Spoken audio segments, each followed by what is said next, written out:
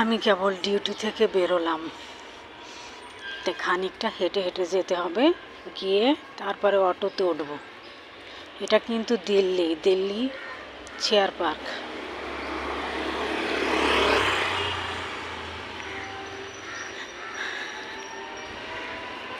আরে এই যে আমি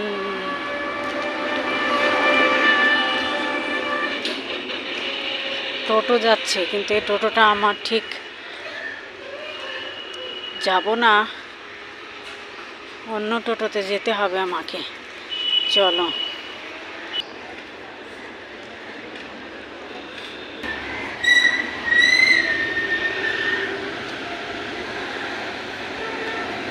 অটো স্টেশন চলে এসেছি, দেখি কোনটা। এখন আমার দুর্গা মন্দিরে, যে আমি যেখানে থাকি তার নাম দুর্গা মন্দির।